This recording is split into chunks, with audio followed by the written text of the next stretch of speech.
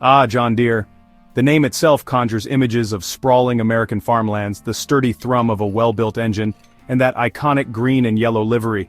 It's a brand practically synonymous with the agricultural backbone of the United States.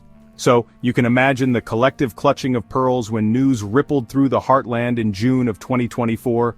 Deere and Company announced plans to shift some of its manufacturing operations, specifically for skid steers and track loaders, south of the border to Mexico.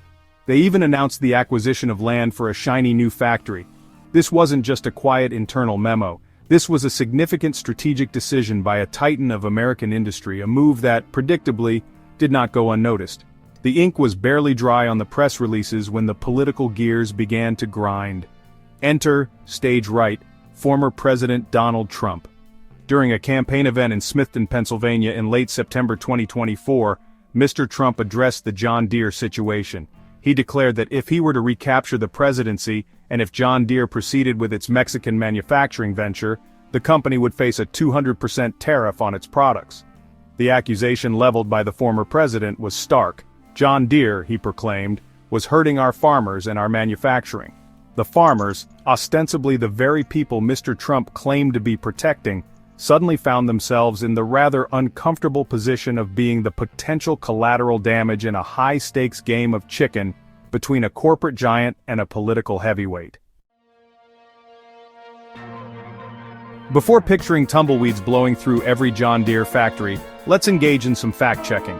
The June 2024 announcement was about moving skid steer and compact track loader production to Mexico. This is a strategic realignment, not a complete U.S. shutdown. John Deere continues to manufacture a vast array of machinery in the U.S. Stick to verifiable facts, not online rumors. Let's talk about that 200% tariff threat, shall we?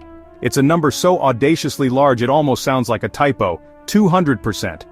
Imagine buying a 50,000-pound John Deere tractor, a fairly standard piece of equipment for many farms, and then having an extra 100,000 pounds slapped on top simply because it crossed a border. The sheer scale of such a tariff would send unprecedented shockwaves through the agricultural equipment market. Beyond the immediate sticker shock, there's the issue of international trade agreements, specifically the United States-Mexico-Canada Agreement, or USMCA, which Mr. Trump himself championed and signed into law in 2020. This agreement explicitly stipulates a zero tariff for farming equipment, which happens to be John Deere's bread and butter. Imposing a 200% tariff on such goods would likely be a flagrant violation of an international treaty. The most immediate consequence of such a tariff would be a dramatic increase in the price of John Deere products for American consumers, primarily farmers. These are not luxury goods. They are essential tools of the trade. If the cost of tractors, harvesters, and other vital machinery suddenly triples, it places an immense financial burden on an agricultural sector already grappling with fluctuating commodity prices and rising input costs. It's difficult to see how making essential equipment prohibitively expensive would achieve the stated goal of helping our farmers. The very individuals Mr. Trump claims his tariff threat against John Deere would protect, American farmers are, paradoxically, the ones likely to bear the heaviest burden. Farming is a capital-intensive enterprise, and access to reliable, technologically advanced machinery is not a luxury, but an absolute necessity for productivity and competitiveness. If the price of a new John Deere tractor or any of its essential implements were to skyrocket due to a 200% tariff, that cost would inevitably be passed down. Farmers would face a stark choice: absorb the massive price hike, defer essential upgrades, or perhaps even switch to less suitable or foreign-made alternatives if available and cheaper. This financial pressure couldn't come at a worse time for many in the American agricultural sector. Farmers are already navigating a complex web of economic challenges. Many small and family-owned farms are struggling to remain viable, and the prospect of suddenly facing drastically inflated equipment costs could be the final straw for some. The irony is palpable. A policy ostensibly designed to punish a company for moving production out of the U.S. would, in practice, directly penalize the American agricultural producers who rely on that company's products. It's akin to trying to fix a leaky tap by blowing up the entire water main. Section 5. Deja vu all over again, Trump's greatest hits of corporate callouts. The recent targeting of John Deere with a hefty tariff threat isn't exactly an isolated incident in the annals of Donald Trump's engagement with corporate America. In fact, it feels rather like a rerun of a familiar show, one where the former president publicly singles out specific U.S. businesses for criticism, often accompanied by threats of punitive action. During his presidency and subsequent political activities, a veritable who's who of American enterprise found themselves in his crosshairs. Companies like Apple, General Motors, Amazon, Boeing, and even Meta platforms have all experienced the uncomfortable glare of his public admonishments and policy threats. The tactics employed have been varied but consistently aggressive.